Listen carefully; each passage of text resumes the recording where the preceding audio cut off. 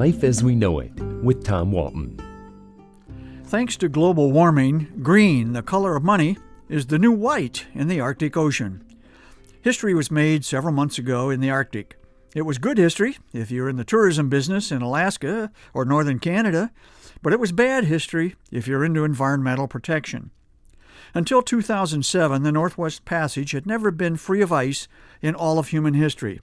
However, for the first time, the annual ice melt in the Arctic Ocean was substantial enough to permit a large cruise ship, the Crystal Cruise Line's Serenity, to sail unimpeded by ice from Seward, Alaska, through the Bering Straits and the Northwest Passage, all the way to Greenland and eventually New York City. Tourist dollars flowed abundantly during the month-long journey at the top of the world, fueling expectations that this could become an annual event when the ice retreats in the far northern summer. Last year's ice melt was among the most substantial ever recorded, and there's no reason to think it will be any different next summer.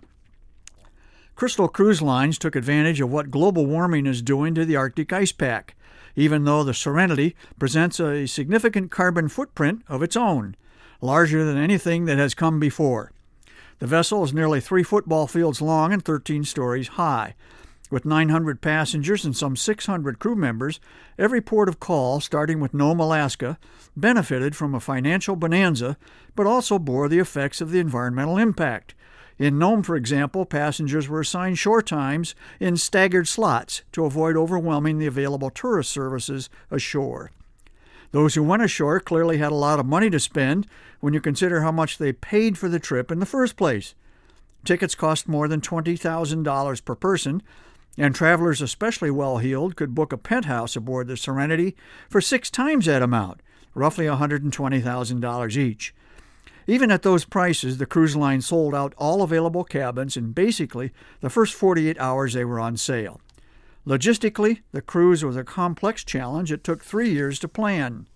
The ship was outfitted with special equipment to help it sail safely, including an ice navigation satellite system, and charter flights were hired to bring fresh food and perishables to the ship when it docked along the way.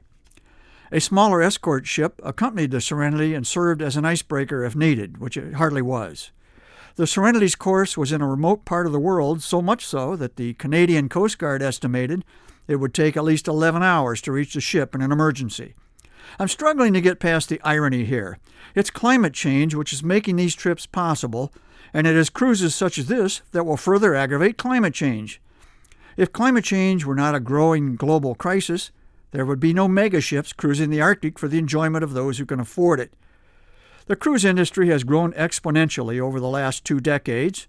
New ships come online every year, and no matter where they sail, the Caribbean, the Mediterranean, the South Pacific, they impact the environment.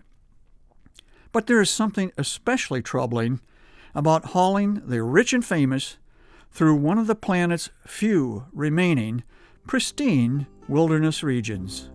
Life as We Know It is written and hosted by Tom Walton and is a production of WGTE Public Media. Life as We Know It with Tom Walton can be heard on WGTE FM 91 every Monday afternoon during All Things Considered at 5:44 p.m. or hear past episodes at wgte.org/life.